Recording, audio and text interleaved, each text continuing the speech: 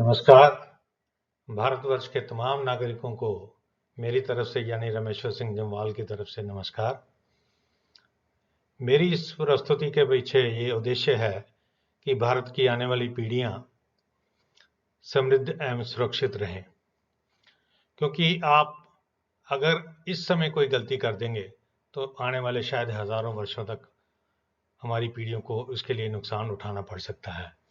इसलिए मैं भारत के आम नागरिकों की समझ के लिए इंग्लिश में बात करते ना करके हिंदी में बात करूंगा, ताकि ये मेरा मैसेज भारत के तमाम कोनों में पहुंच सके। आप सबको पता है कि आने वाले कुछ दिनों में जनरल इलेक्शंस होने वाले हैं। एक तरफ एनडीए के जो अलायंस पार्टनर्स हैं, एक तरफ वो खड़े हैं प्राइम मिनिस्टर नरेंद्र मोदी की लीडरशिप के नीचे, और दूसरी तरफ से इंडी अलायंस जिसमें कांग्रेस, डीएमके व कई क्षेत्रीय दल एक तरफ खड़े हैं। और भारत के लिए ये जैसे कुरुक्षेत्र में धर्म युद्ध हुआ था, उसी प्रकार का धर्म युद्ध होने वाला है। और इस इलेक्शन का रिजल्ट जो है वो ये तय करेगा कि भारत किस दिशा में आगे बढ़ेगा। क्या भारत को समृद्ध, ताकतवर और वर्ल्ड स्टेज पे लाने वाली ताकतें आगे आएंगी, या हमारे धर्म पे, हमारी आस्था पे चोट करने वाली ताकतें उनको सपोर्ट मिलेगी। आप सबको पता है कि धर्म क्षेत्र कुरुक्षेत्र में भी कौरवों की तरफ से युद्ध करने वाले सारे योद्धा जैसे भीष्म पितामह,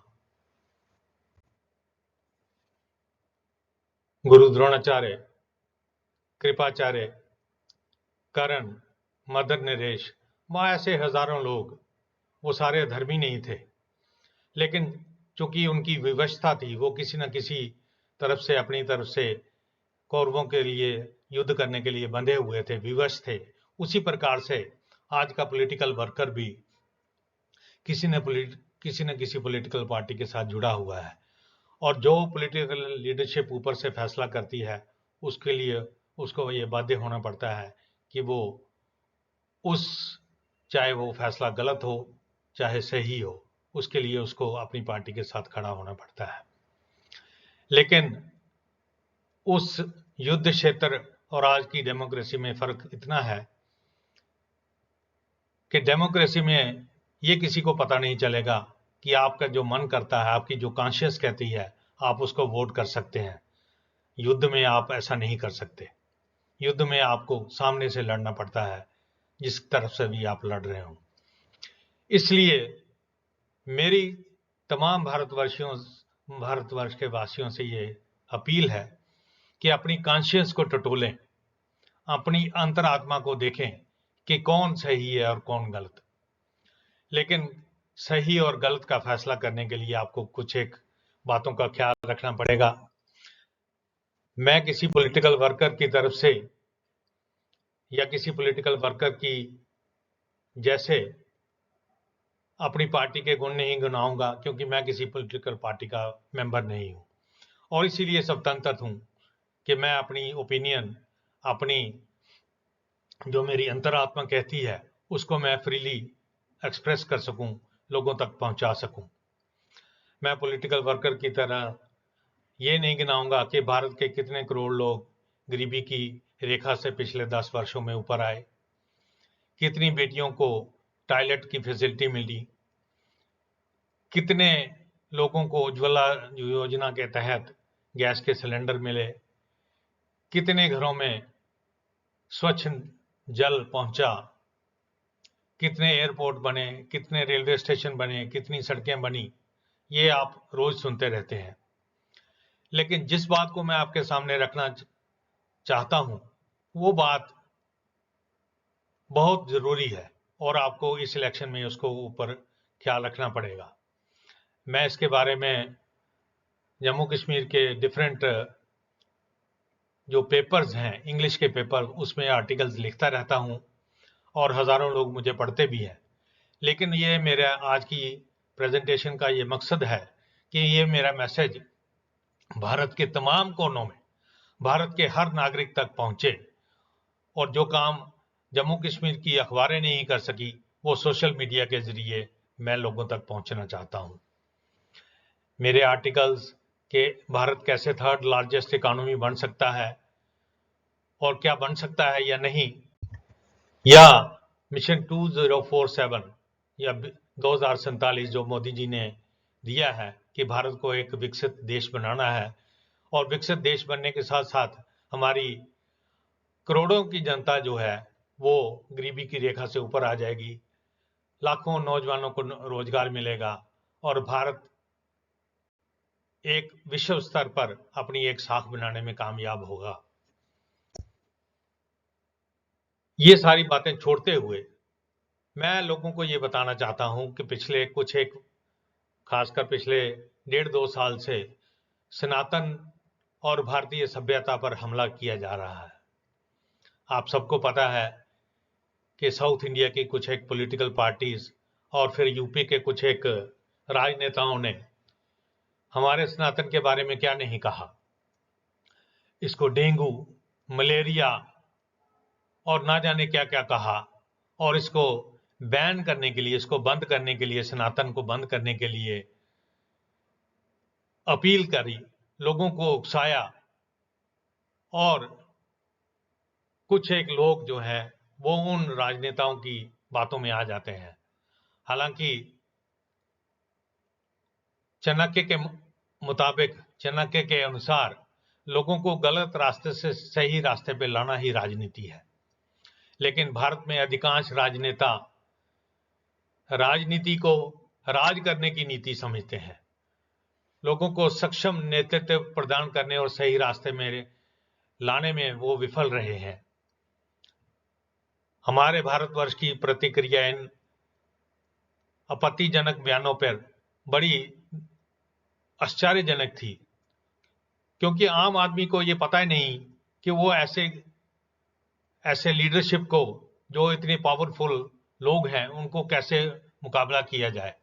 लेकिन लोगों से ये मैं कहूंगा कि इस वक्त जब इलेक्शन है तो राजनेता और राजनीतिक पार्टियां सबसे कमजोर स्थिति में होती हैं। उनको आपके पास आना पड़ेगा। आपके पास आएंगे तब आप उनसे सवाल पूछ सकते हैं कि आपने ऐसे बयान क्यों दिए, या ऐसे बयान देने वालों के साथ आप क्यों खड़े हो, भारत को तोड़ने वाली ताकतों के साथ क्यों खड़े हो, भारत के टुकड़े टुकड़े करने वाली ताकतों के साथ क्यों खड़े हो। और अगर इस वक्त ऐसी ताकतों का मुकाबला नहीं किया गया तो कल अगर ये दिल्ली में पावर में आ गए तो ये सनातन को बैन करने की कोशिश करेंगे, सनातन धर्म को बंद करने की कोशिश करेंगे, सनातन के ऊपर, हमारी संस्कृति के ऊपर अटैक करेंगे। इसलिए हमारा ये फर्ज बनता है, इस समय को कोशिश रहनी चाहिए कि हम इन लोगों का मुकाबला कर सकें और इनको इनकी जगह दिखा सकें। इन लोगों का हारना ही भारत की तरक्की के लिए सही रास्ता होगा, और इसके लिए सोशल मीडिया को यूज करके अधिक से अधिक लोगों तक पहुंचना, ये ही हमारी कोशिश होनी चाहिए।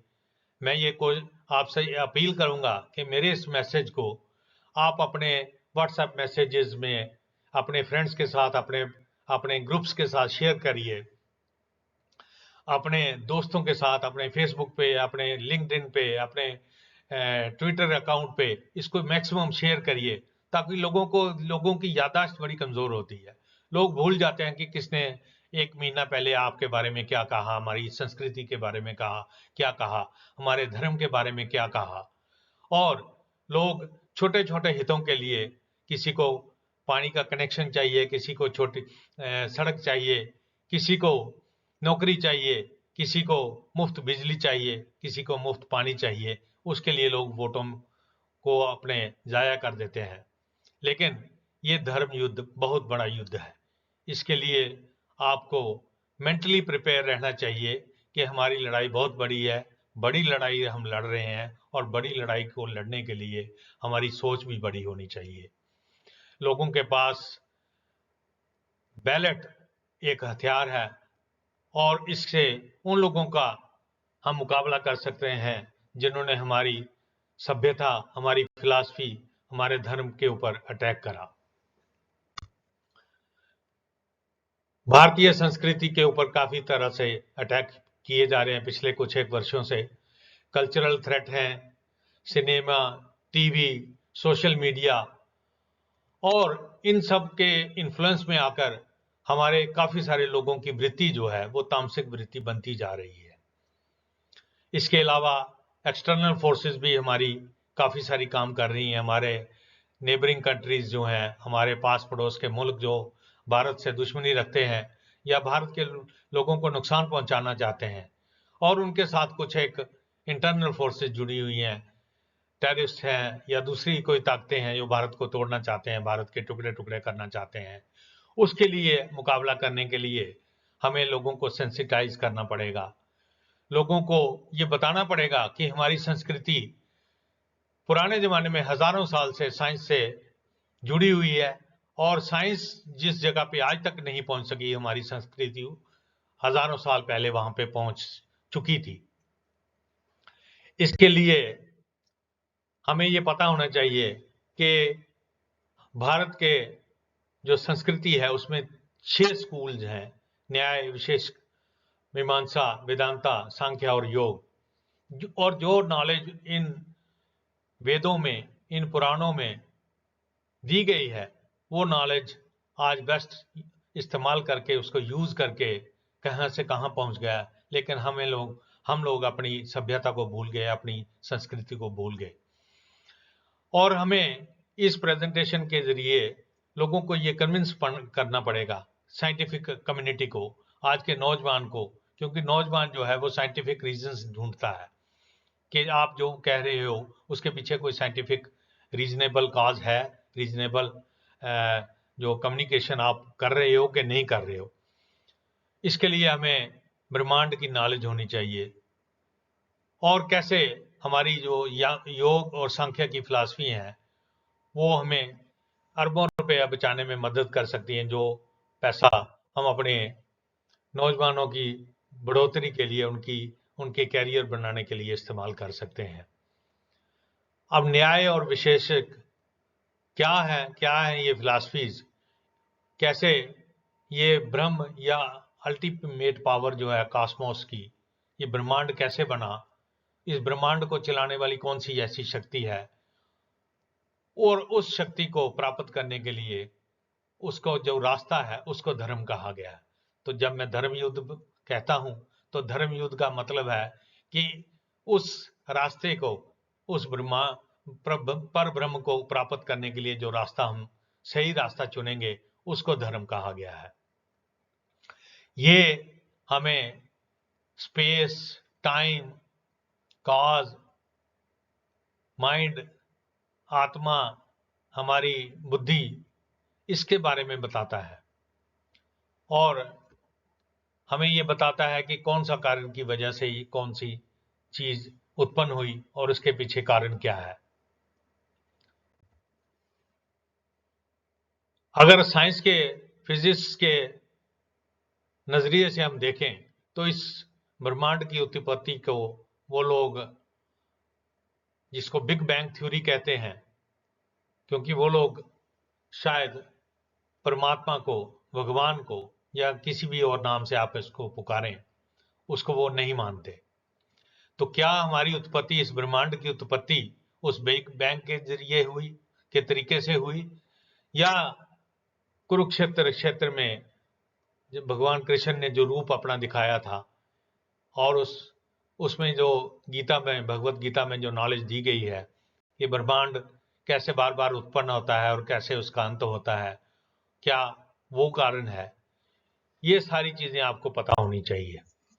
और ये इन चीजों को बताने के लिए सांख्य और योग की फिलॉसफी जो है, क्योंकि सांख्या जो कहती है कि जो सबको एक्सप्लेन करता है, समयग संयग अखायते, जो सारी चीजों को एक्सप्लेन कर सकता है उसको सांख्या कहा गया है। जो प्रकृति और पुरुष को एक्सप्लेन करता है उसको कहा गया है, और योग जो है वो प्रैक्टिस है, सांख्या जो है वो नॉलेज है। अब ये नॉलेज कैसे गेन की जा सकती है, कैसे ली जा सकती है, और इसको कैसे हमने फैलाना है, इसके बारे में आज का मौका ही सबसे उत्तम मौका है क्योंकि इस प्रेजेंटेशन को के जरिए मैं भारत के तमाम लोगों से ये कहूँगा कि आप उस परब्रह्म के बारे में जान सकते हैं अगर आप इस पूरी प्रस्तुति को ध्यान से सुने और ध्यान से देखें, और आपको ये पता चलेगा कि ये ब्रह्मांड कैसे बना, या और भी कई सारे ब्रह्मांड जिसके बारे में हमारे रिलीजियस बुक्स में लिखा हुआ है कि कितने ब्रह्मांड, ना जाने कितने ब्रह्मांड हैं। तो ये सारी चीज़ों के बारे में हमारे उस जो ज्ञान है हमारी किताबों का, वो उसमें बताया गया है। अब चूंकि समय की कमी है, लोगों के पास इतना समय नहीं होता, लेकिन जो भारत की जो दो कथाएं हैं, एक बलराम जी की शादी की कथा, कैसे रेवती के साथ उनकी शादी हुई और कैसे ये टाइम डायलेशन या डॉपलर इफेक्ट को, थ्योरी ऑफ रिलेटिविटी को एक्सप्लेन करती है ये थ्योरी। और दूसरा मुचकुंद और काल्यवान का जो केस है, कैसे मुचकुंद ने काल्यवान को भगवान कृष्ण के द्वारा जो एक सारा खेल किया गया था, उसके द्वारा मुचकुंद ने कैसे काल्यवान का खत्म किया। ये दो स्टोरीज हमें थ्योरी ऑफ रिलेटिविटी के बारे में एक्सप्लेन करती हैं। दूसरा ये है कि अगर हमारे पास इतनी नॉलेज नहीं थी तो 8वीं शताब्दी में तमिलनाडु के ये जो मंदिर है, चोला साम्राज्य ने जो मंदिर बनाया है जिसमें नवग्रहों के बारे में बताया गया है, इससे शायद पुराने और भी कई मंदिर होंगे भारतवर्ष में जिसमें नवग्रहों के बारे में बताया गया है। अगर 8वीं शताब्दी में जब ना तो कोई ऐसी टेलीस्कोप्स थी, ना साइंस इतनी वेस्ट की फिजिक्स इतनी तरक्की कर चुकी थी कि हमें ग्रहों के बारे में, तब हमें कैसे नौ ग्रहों के बारे में, सूरज और उसके इर्द गिर्द घूमने वाले ग्रहों के बारे में पता चला। तो ये मंदिर आपको ये एक्सप्लेन करेंगे कि हमारी साइंस उस समय कितनी तरक्की कर चुकी थी। और फिर अगर हमारी जर्नी उस बिग बैंग के जरिए हुई जैसा कि साइंस हमें बताती है, तो क्या उस एटम में जिसका वो कहते हैं कि एक्सप्लोजन हुआ और ये सारा ब्रह्मांड उस एटम के एक्सप्लोजन, एटम से भी छोटे अणु के एक्सप्लोजन में ये सारे ब्रह्मांड की उत्पत्ति हुई, तो क्या उस अणु में इतनी शक्ति थी कि वो लाइफ एनर्जी को जनरेट कर सकता? जो आप डिफरेंट टाइप्स के लाइफ को आप पूरे ब्रह्मांड में या इस पृथ्वी लोक में देखते हैं, क्या उस जो बिग बैंग की थ्योरी कॉन्सेप्ट में उसको एक्सप्लेन किया जा सकता है? मैक्रो लेवल पे अगर आप हमारे नवग्रहों को ही देखें तो क्या ये नवग्रह लाइफ को जनरेट करने में सक्षम है? या माइक्रो लेवल पे देखें कि नदियां, पहाड़, एटम्स के अंदर घूमने वाले electrons, protons, neutrons, hadrons, nucleons, जिसके बारे में साइंस कोशिश कर रही है, और गैलीलियो से लेकर न्यूटन तक की जो कॉन्सेप्ट्स आज तक दी गई हैं, क्या वो लाइफ इस पृथ्वी पर कैसे उत्पन्न हुई? अल्बर्ट आइंस्टाइन की जो थ्योरी है E=mc², क्या ये लाइफ को जनरेट करने की बात समझा सकती है? या स्विट्जरलैंड में सर्न में जिसको हम गॉड्स पार्टिकल को ढूंढने की कोशिश कर रहे हैं, या ऊपर आकाश में जाकर चंद्रमा तक या मंगल ग्रह तक जाकर जिधर हम पहुंच सके हैं उसको ढूंढने की कोशिश कर रहे हैं, तो लाइफ जनरेट कैसे होती है इसके बारे में आज तक साइंस को नहीं पता। क्योंकि साइंस को 90% यूनिवर्स के बारे में आज तक नहीं पता कि 90% यूनिवर्स कैसे क्रिएट हुई है। और जब तक हमें ये नहीं पता कि यूनिवर्स क्रिएट कैसे हुई, इसमें लाइफ कैसे जनरेट हुई, तो कैसे हम ये कह सकते हैं कि भारत की सभ्यता, भारत की संस्कृति गलत है? साइंस आज तक 4 फंडामेंटल फोर्सेस को ढूंढ सकी है, लेकिन ये 4 fundamental forces, gravity, electromagnetism, weak nuclear force और स्ट्रांग न्यूक्लियर फोर्स जो है, ये लाइफ जनरेट करने में सक्षम नहीं है। आप देख रहे हैं कि कैसे लाइफ की डिफरेंट फॉर्म्स इस पृथ्वी पर आई और कैसे आज तक ये फैल रही हैं, कैसे आज तक सरवाइव कर रही हैं। और हमारी जो प्रवृत्ति है, हमारा जो स्वभाव है, वो कैसे हमें जनरेशन टू जनरेशन हमें वो मिलता है अपने माँ बाप से। कुछ एक सोशल फैक्टर्स हैं, कुछ दूसरे फैक्टर्स हैं जो शायद हमारे स्वभाव को मोड़ने में कामयाब होते हैं। लेकिन जेनेटिक फैक्टर्स को हम कैसे भूल सकते हैं कि जेनेटिक्स फैक्टर्स जो हैं, जैसे एक एनाकोंडा के बच्चे अपने माँ बाप से जन्म लेते ही बिछुड़ जाते हैं, लेकिन एनाकोंडा की जो क्वालिटीज हैं, उसका जो स्वभाव है, उसने कैसे सरवाइव करना, कैसे अपना शिकार करना, वो जेनेटिक वे से कैसे उसको ट्रांसफर होता है, इसके बारे में ना तो फिजिक्स बता सकती है ना केमिस्ट्री बता सकती है। और आत्मा, सोल कैसे मूव करती है, जो भिन्न भिन्न किस्म की प्रजातियां हैं, उसके अंदर जो एनर्जी है, जिसको हम या सोल कहते हैं, या अगर हम इसको सोल नहीं मानते, कोई और भी एनर्जी है, तो लॉ ऑफ थर्मोडायनेमिक्स जो है, जो हमें बताता है कि कंजर्वेशन ऑफ एनर्जी है, कि एनर्जी ना तो क्रिएट की जा सकती है ना उसको खत्म किया जा सकता है। तो जब इन प्राणियों की मृत्यु होती है तो वो ये एनर्जी कहाँ पे जाती है, इसके बारे में साइंस आज तक पता नहीं उसको। लेकिन भगवान कृष्ण ने भगवत गीता में और हमारे पुराणों में, हमारे ग्रंथों में ये बताया है कि दो किस्म की एनर्जी, जिसको अपरा और पराशक्त एनर्जी कहा गया है। अपारा शक्ति जो है वो हमें जो दिखने वाले हैं, जैसे अर्थ, पृथ्वी, पानी, अग्नि, वायु, ईथ, आकाश, ये पराशक्ति है भगवान की, जिसको भगवान श्री कृष्ण ने कहा कि मेरी ये इंफीरियर एनर्जी है। और पराशक्ति है कि कैसे आत्मा की उत्पत्ति हुई और कैसे आत्मा एक जगह से दूसरी जगह मूव करती है, और उस सारे प्रोसेस को रेगुलेट करने के लिए वो कौन सी शक्ति है, जिसको भगवान कृष्ण ने कहा है कि ये मेरी पराशक्ति है। जब तक हमें इसके बारे में नहीं पता होगा, तो इसके लिए मैंने वो जो किताब लिखी थी, सिक्स्थ फोर्स इन कॉस्मोस, वो इसको सारा एक्सप्लेन कर दिया, मैं उसमें डिटेल में नहीं जाऊंगा। लेकिन संख्या फिलॉसफी जो बताती है कि कैसे पुरुष और प्रकृति का जब मिलन होता है तो उससे बुद्धि की उत्पत्ति होती है, और बुद्धि से हमें ईगो बनती है, ईगो से माइंड बनता है, कैसे 5 कॉग्निटिव सेंसेस, 5 एक्टिव इंस्ट्रूमेंट्स जो बनते हैं, और बुद्धि कैसे आदमियों में डिस्ट्रीब्यूट होती है। क्या नेचर, प्रकृति हमें बुद्धि देता है, या हमें नर्चर जो हमें पालते हैं वो हमें बुद्धि देते हैं, ये बारे में आपको पता होना चाहिए। अब नेचर क्या है और नेचर का नेचर क्या है, प्रकृति क्या है और प्रकृति की प्रकृति क्या है, इसके बारे में हमें आज तक नहीं पता।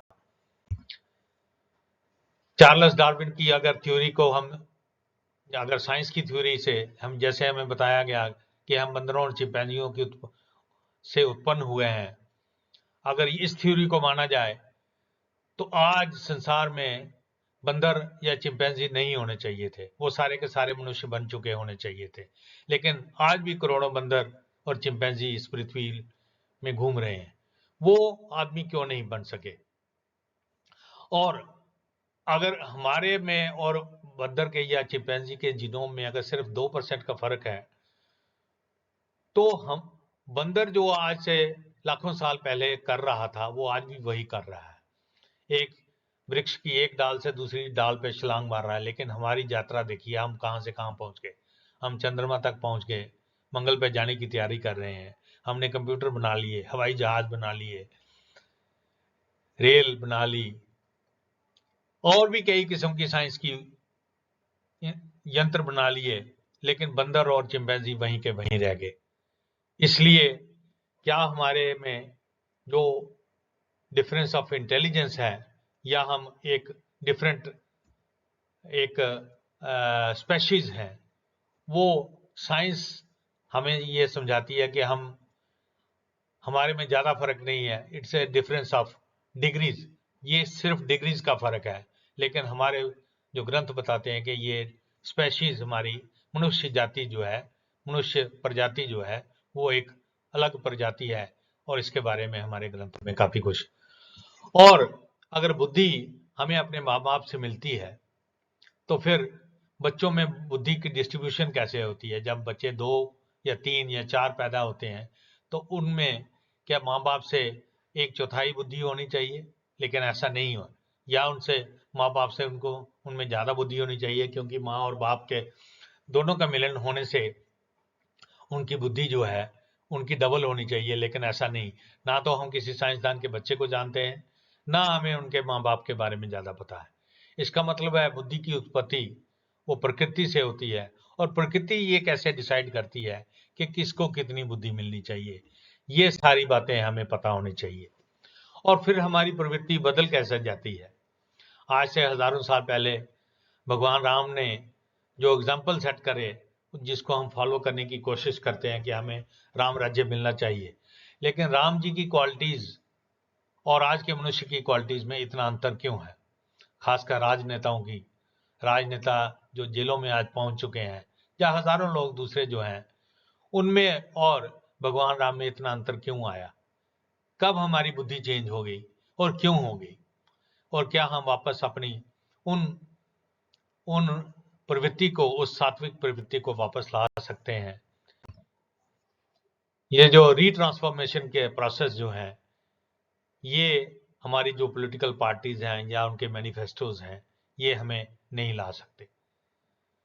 इसके लिए जो नरेंद्र मोदी जी जोर दे रहे हैं कि हमें योग पे जोर देना चाहिए, योग को सीखना चाहिए, उससे प्रवृत्ति का हमारे बदलाव होगा और हम दोबारा राम राज्य की तरफ, या गौतम बुद्ध की तरफ, या भगवान महावीर की तरफ, या गुरु नानक देव जी की तरफ, या जितने भी बाकी धर्मों के धर्म गुरु हुए हैं जिन्होंने हमें सही रास्ता बताया, उनके जैसे हम बन सकते हैं।